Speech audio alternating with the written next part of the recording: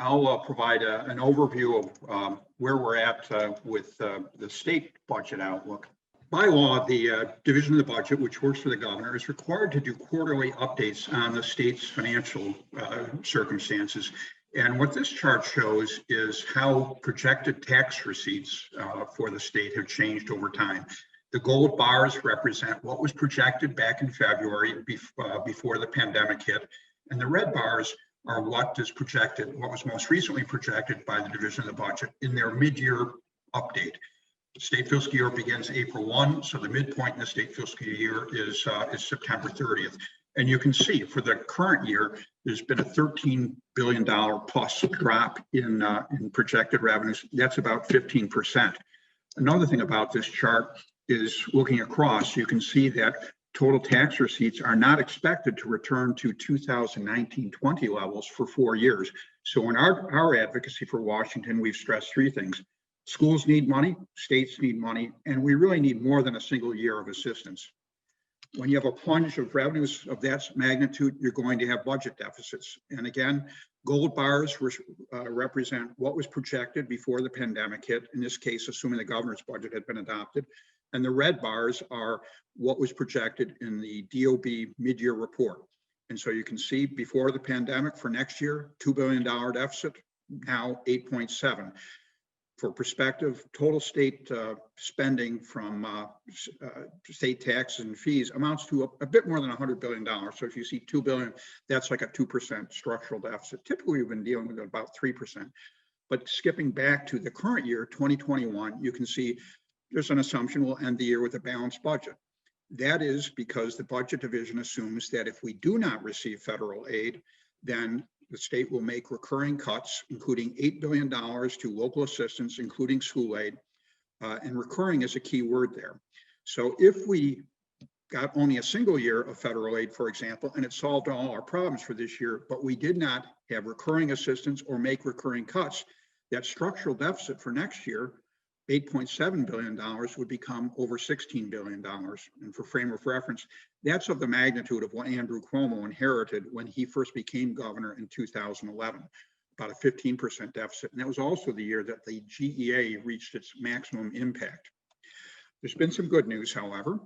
The state comptroller had been reporting that the state was actually taking in more money than had been projected.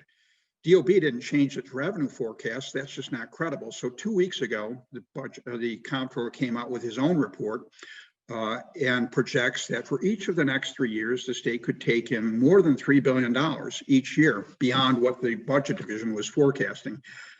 That's excellent news, but it has to be taken with some caution because the work was done mostly last month. And since then, we've had a resurgence of infections and more restrictions on business. And I very much worry about what the impact of those will be going forward, particularly as we approach the holiday season, with so many businesses dependent on holiday sales for such a large share of their income. I've done a couple of these sorts of presentations in the last week or so.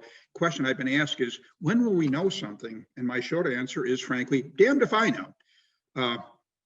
But there are some dates that are coming up. Before that, though, I'd say whatever happens in New York City will affect all of us. We've all benefited from New York City's prosperity, and to the extent New York City struggles, that portends difficult times for all of us. Back in April, back in September, the governor's budget director came out with a column in the Albany Times-Union. Something we emphasize is if there are cuts, don't assume it's going to be 20% across the board. And that's what part of what the budget director's column said. Said if we need to make cuts, we'll work with the legislature to take district need into account for any actions going forward. So the way I would interpret that is that the withholdings that have been done so far, they might become permanent, but anything on top of that that's necessary will be done in a manner that takes district needs into account. When will we know something? 3 dates. January 5th, that's the date for the Georgia U.S. Senate runoff elections, which will decide whether Republicans have a majority in the Senate or Democrats. Or there'll be a 50-50 split with the vice president casting a deciding vote. And that affects how leaders in Congress are thinking about whether to move forward on stimulus funding before the election, before the inauguration, which is January 20th. Another date to bear in mind. And colleagues at AASA, our national affiliate, have said they don't expect, they were not expecting action before January. Finally, January 19th, that's the one day when we'll know something, because that is the constitutional deadline for the governor to propose his executive budget for the next year. And if there's a deficit unresolved by that point, he will have to put forward actual recommendations on how to deal with it at that point.